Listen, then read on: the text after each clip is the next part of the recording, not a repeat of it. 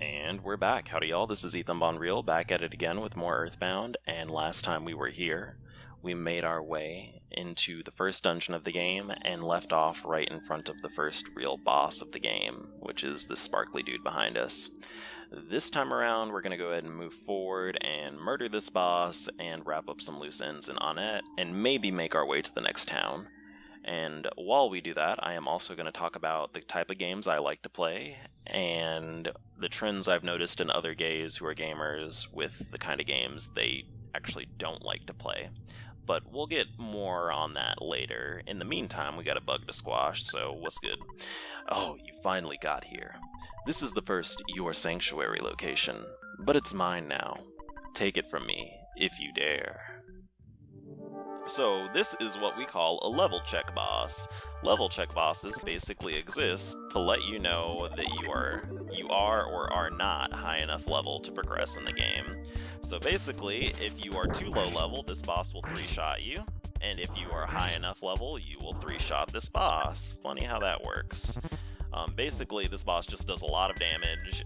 If you have enough HP to survive 3 hits, you'll kill it. If you don't, it'll kill you. Pretty easy, right? And we are about to kill it on this turn. Oh shit, I missed. What the fuck? Oh no, that never happens. Okay, so I'm gonna actually have to eat now. So it's pretty low from that. It's probably gonna take 2 bash attacks to kill it, but basically, this boss will crit a lot, and like I said, it does a lot of damage, and it doesn't actually have any actual weaknesses. But what happens is that you have a status ailment called PSI Hypnosis, which is cool and all, but it only works 50% of the time, and it only works for like a turn or 2, which is not particularly useful for this point in the game. So I wish I could say there was more strategy, but really you just need to hit it with your hardest attacks and just not die, basically. There's no other strategy than that. Sad but true, womp womp. But we did level up out of that, and now we get to move on with the plot. What's good? What's good? I see some toes. Okay, we're walking towards them. And we're getting our first Chaos Emerald.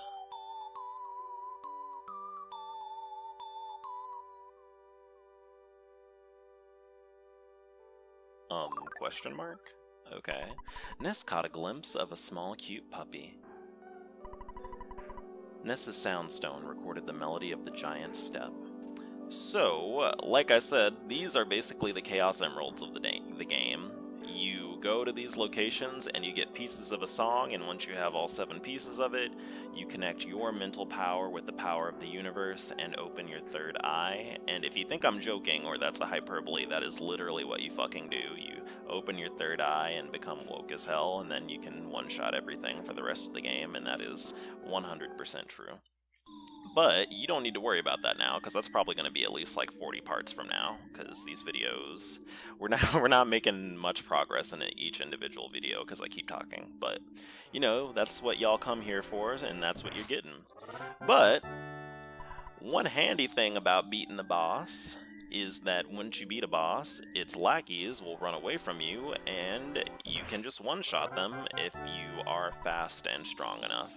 So basically the way the game decides is if you would win the fight in 1 hit and you are fast enough to get the first hit in, it'll just automatically do the battle and give you the EXP for free without you having to go through it, which is handy.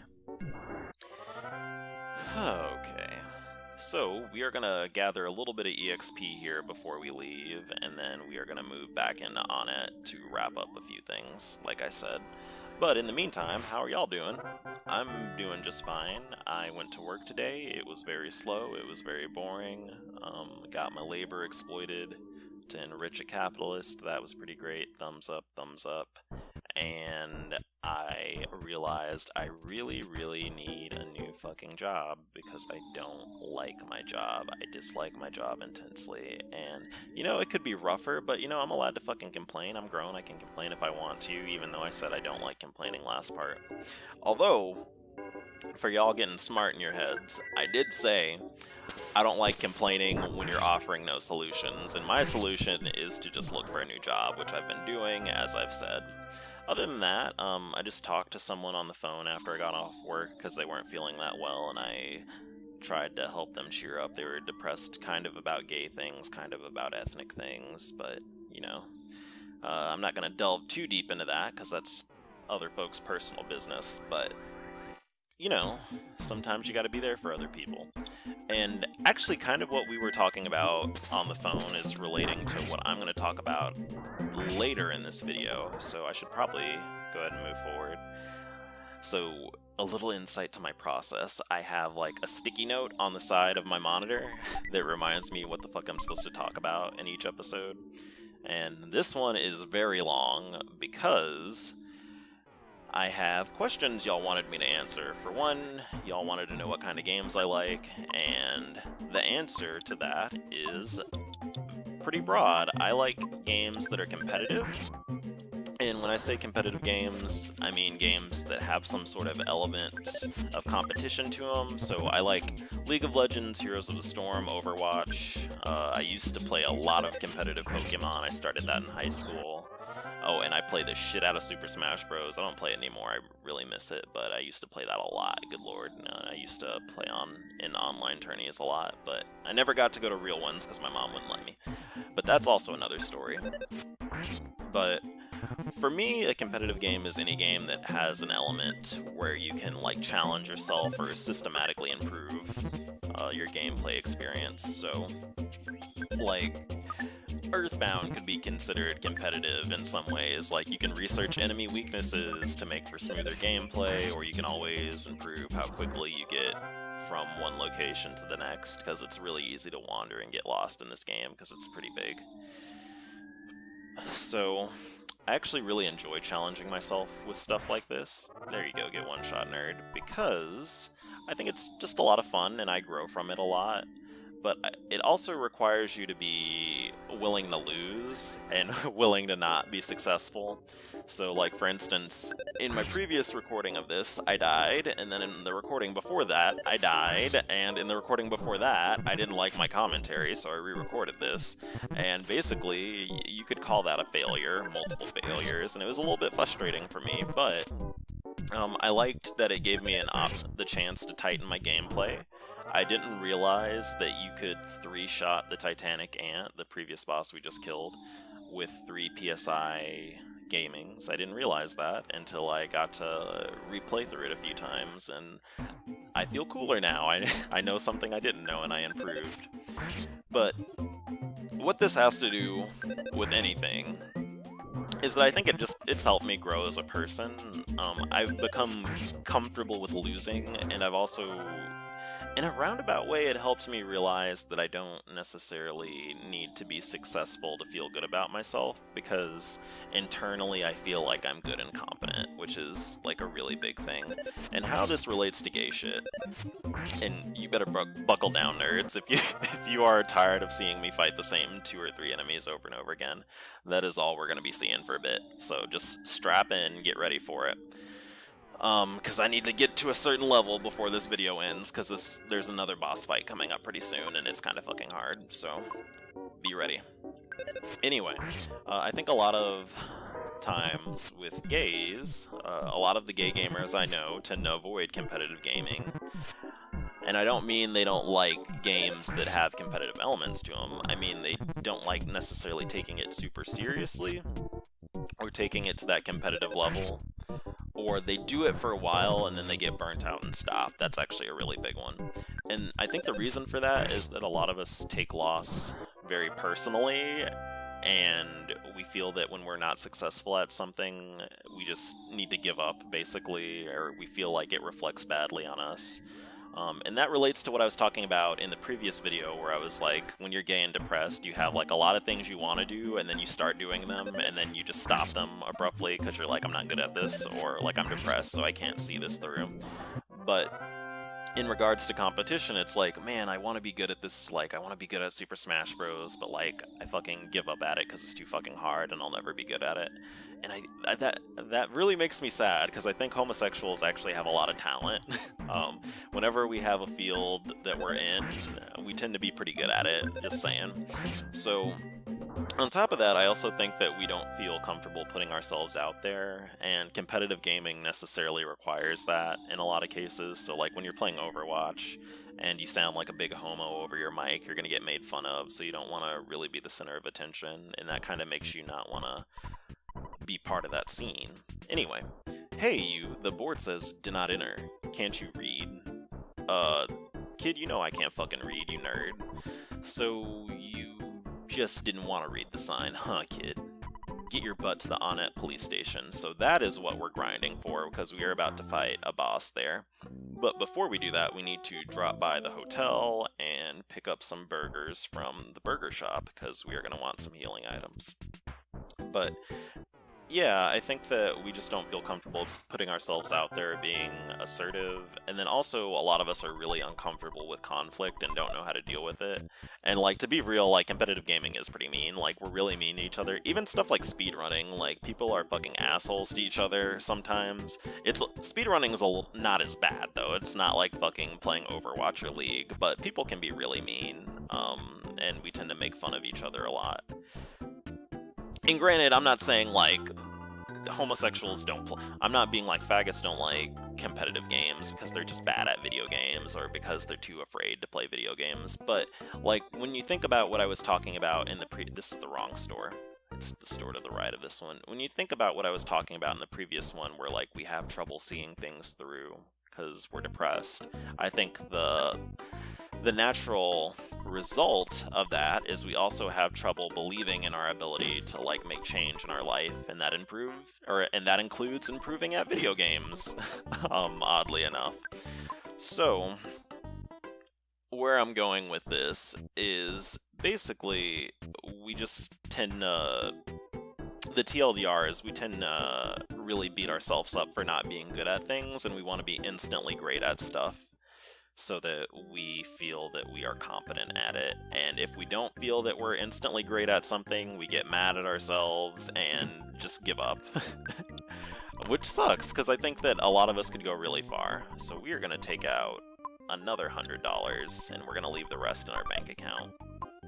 And that's really most of what I have to say for that, but we have a cutscene coming up, so I'm going to show this off. So when you sleep at the hotel, after you complete the first boss, or you complete the Titanic Ant, you're going to start having dreams like this one. Ness. ... Ness. Ness. I'm a friend who you've never met before. My name is Paula. You named me at the start of the game. Can you hear me calling you? I am Paula. Question mark? So you're going to start getting dreams. This is actually really funny. You're going to start getting dreams after you get to this point.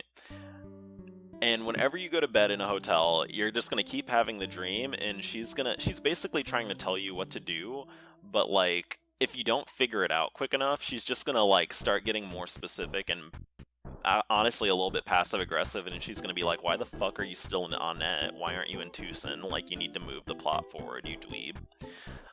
Which is actually really funny to me.